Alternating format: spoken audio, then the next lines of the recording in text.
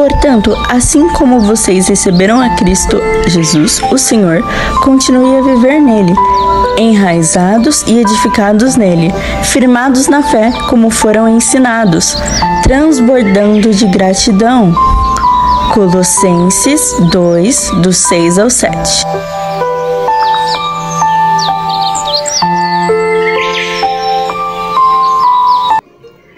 Bom dia! Estamos de volta com as nossas reflexões matinais enraizados em Cristo.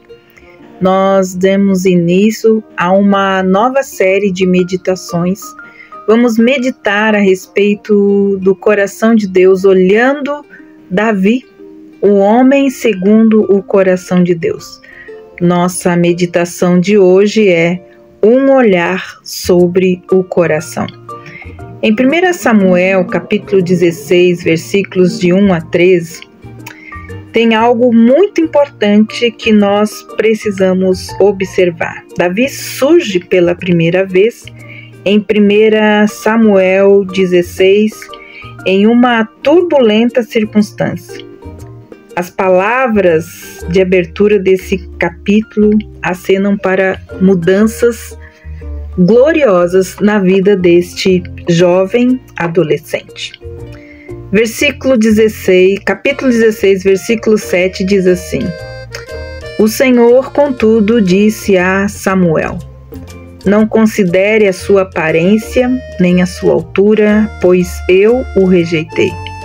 O Senhor não vê como o homem vê a aparência, mas o Senhor vê o coração. O Senhor disse a Samuel, 1 Samuel 16:1, Até quando você irá se entristecer por causa de Saul? Eu o rejeitei como rei de Israel. Encha um chifre com óleo e vá a Belém. Eu enviarei a Jessé. Escolhi um dos seus filhos para fazê-lo rei. O versículo traz aqui fatos muito interessantes. Saul ele havia sido rejeitado como rei de Israel e o profeta Samuel vinha tendo problemas com ele. Samuel chegou a argumentar com Deus: Como poderei ir?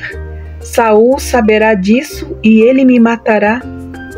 E aí o profeta Samuel sacrificou um novilho. Vale muito a pena ter uma boa história de primeira página. Ele partiu para Belém em busca da casa de um homem chamado Jessé.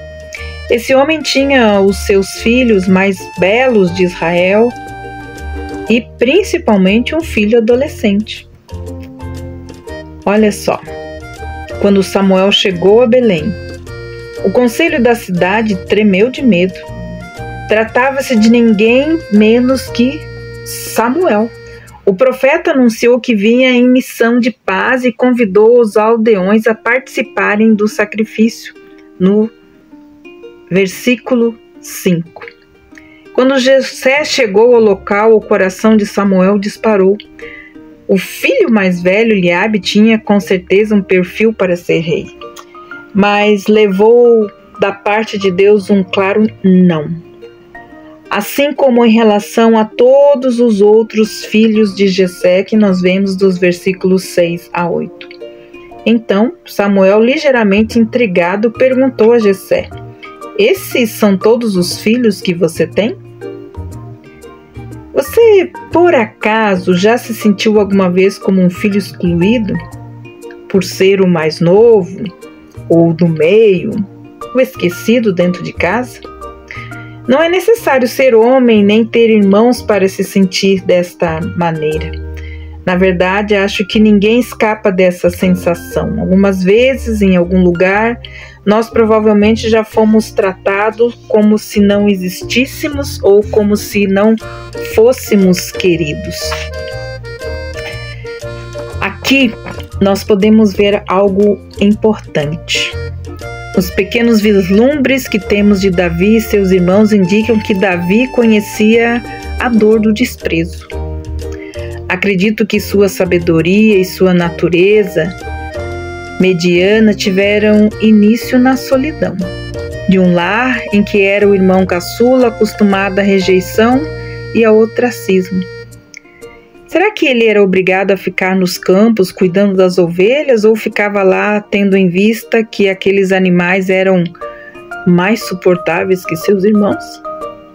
Quando Samuel perguntou a Jessé se ele tinha algum outro filho, ele respondeu: ainda tenho o caçula, mas ele está cuidando das ovelhas. A obstinação de Samuel é impressionante. Observe sua resposta a Jessé quando soube que o homem ainda tinha outro filho. Traga aqui.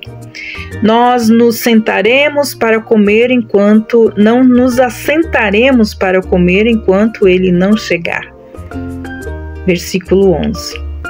Ele certamente sabia como fazer as coisas andarem. Não se esqueça de como todos tremeram quando ele apareceu em Belém. O adolescente então entra em cena sem ter a menor ideia do que aguardava. Ele era formoso, de traços ruivos e sem dúvida cheirava a ovelha. Com certeza ele não seria a primeira escolha de seu pai e nem de Samuel. Deus, contudo, ensinou a Samuel uma importante lição que nós também devemos aprender.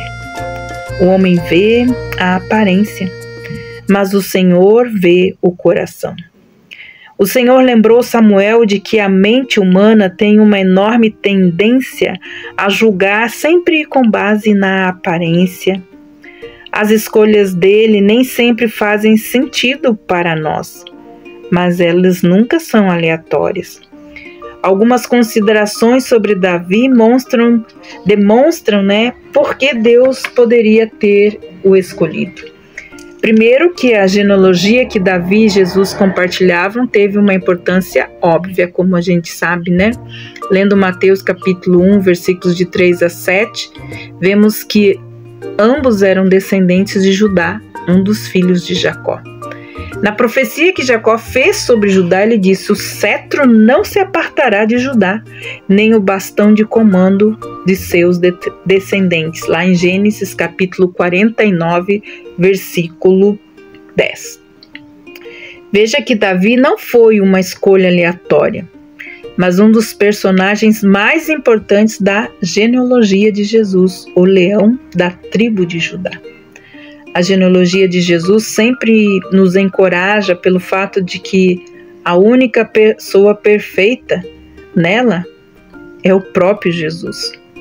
A imperfeita herança familiar de Cristo me remete à graça que Deus tem sobre as nossas vidas. Na busca por perfeição, muitas vezes, de querermos ser perfeitos, nós dizemos que não precisamos de ninguém e nem de nada. Se você não sabe, esse desejo tem uma base bíblica, A Torre de Babel. O episódio descreve o esforço humano para ocupar o lugar de Deus Pai.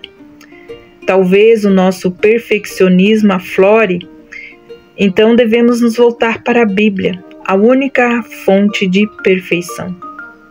Romanos 3, 23 e 24 diz assim: pois todos pecaram e estão destituídos da glória de Deus, sendo justificados gratuitamente por sua graça, por meio da redenção que há em Cristo Jesus. Quando Deus escolheu Davi, aos olhos naturais era uma escolha sem sentido, todavia o Altíssimo não trabalha com o sentido humano, mas sim com a sua graça. Graças a Deus, quando Ele nos chamou, sabia o que Ele estava fazendo. O nome Jessé significa homem. Jesus chamava-se próprio de Filho do Homem, mais do que qualquer outro título. Não é interessante que o rei de Israel, que é visto como uma tipificação de Cristo, seja literalmente também o Filho do Homem? A ocupação de Davi também fazia dele um candidato ao trono. Você considera a pessoa de Deus tão fascinante quanto nós consideramos? O Senhor nos ama, Ele nos chama, Ele nos redime e nos usa por quem Ele é. Podemos muitas vezes ser tentados a crer que somente a sua graça importa, que somos o centro do universo. E nós sabemos que isso não é verdade. Deus trabalha na vida de todos, desde o começo. Davi, ele adquiriu uma experiência de vida inestimável cuidando de ovelhas, como nós vemos lá em Salmos 78, versículos 70 e 72. Ele declara assim: escolheu o seu servo Davi e o tirou do aprisco das ovelhas, do pastoreio de ovelhas, para ser o pastor de Jacó, seu povo, de Israel, a sua herança. Ele, de coração íntegro, Davi os pastoreou, com mãos experientes os conduziu. O Deus que preparou Davi tem preparado você também, durante toda a sua vida. Quais são as suas habilidades? Quais são as suas experiências? Creio que Ele normalmente toma as nossas qualidades e Ele usa para a sua glória. As nossas habilidades, elas não são obsoletas para o reino de Deus. Ele pode ter grandes planos para usá-lo de uma maneira única e poderosa. Nunca imagine que segui-lo significa jogar fora quem Ele o criou para ser. Poucas coisas parecem menos espirituais do que tomar conta de um monte de ovelhas mal cheirosas. Porém, o Altíssimo usou as habilidades de Davi para propósitos eternos. Lembre-se, Deus tem um propósito para cada um dos seus filhos. Ele encontrou um coração segundo o dele, carinhoso com relação às ovelhas perdidas. Ele o fortaleceu exatamente como tinha prometido, pois os olhos do Senhor estão atentos sobre a terra para fortalecer aqueles que lhe dedicam totalmente o coração. E você? Como vai o seu coração? Lembre-se, o Senhor está olhando para ele. Que Deus abençoe você e até amanhã com as nossas reflexões matinais enraizados em Cristo. Deus te abençoe e até lá!